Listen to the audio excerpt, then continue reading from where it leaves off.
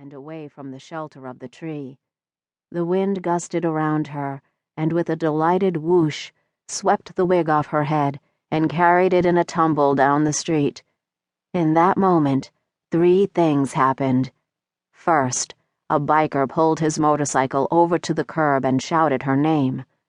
She recognized the rich, deep baritone of Cade Ryder, Tyson's voice, before she saw him dismount his Harley, his 3-piece Sinners Tribe Motorcycle Club patch clearly visible on the back of his cut, the sleeveless leather vest worn by all serious bikers. She heard that voice on street corners, in restaurants, and in bars.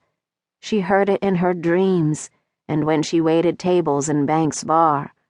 That voice had coaxed her deepest, darkest fantasies from her lips and made her believe, after 2 wild nights, maybe dreams really could come true. Second, Cade's damn loud voice carried over the after-school chatter and the whistle of the betraying wind. It carried across the street and into the ears of 2 little girls who only saw their mommy once a week for 3 hours in the playground while Shelly Ann had her nails done, and on the rare occasions Dawn had the cash to buy a few extra hours with her daughters. Third, Maya and Tia spotted Dawn at the same time as Shelly Ann, who cussed loudly 3 ways to the Sundays she was forced to bring the girls across the city for their access visit. With a glare for Dawn, she reached across the seat and tried to pull the girls into the car. But although Shelly Ann was fast, she wasn't fast enough.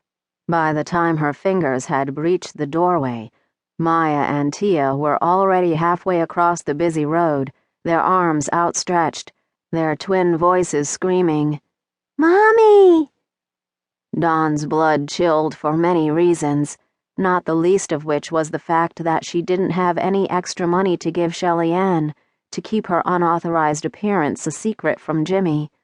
Also, her daughters were running through school rush-hour traffic heedless of the danger, and to make matters worse, it was Thursday, payday for Shelly Ann. Usually she would stuff the wig in her bag and meet Shelly Ann in the parking lot behind the school to pay her for the extra visits Jimmy didn't know about, school plays and concerts, trips to the mall, and hikes in the mountains. This time, however, she didn't have any cash to spare. She'd taken a 3rd job and dropped her college courses to pay a lawyer to help her overturn the court's decision to award custody of the girls to Jimmy, the result of a setup involving a shady private investigator, a baggie full of crack, a corrupt judge, and a fabricated video of Dawn allegedly buying drugs.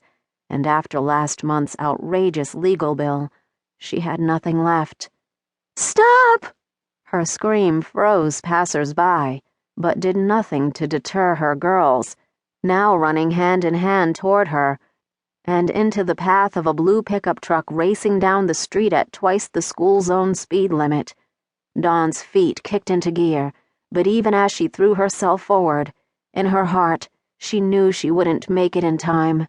A black blur shot in front of the truck. Cade swept her daughters into his strong arms and out of harm's way. Moments later, her outlaw biker savior deposited the girls on the sidewalk. Seemingly oblivious to their brush with death, Maya and Tia wrapped their skinny arms around her waist and squeezed her so tight she could barely breathe. "I didn't know you had kids." Dawn looked up at the man, who had at once caused the chaos and saved the day, knowing as she did that she would fall headlong into the intoxicating sea of blue she had been trying to forget for the better part of a year. "Cade." "Give it to me, baby. I want to hear my name on your lips when you come. Scream for me." "Oh, God! Cade!" He smiled. She melted, as all women melted at the sight of his chiseled jaw and wide cheekbones, his firm chin, and dangerously sexy crooked nose, the only imperfection in a face that could have been sculpted from the finest tawny marble. He wore his cut over a long-sleeved black tee, obscenely stretched to hide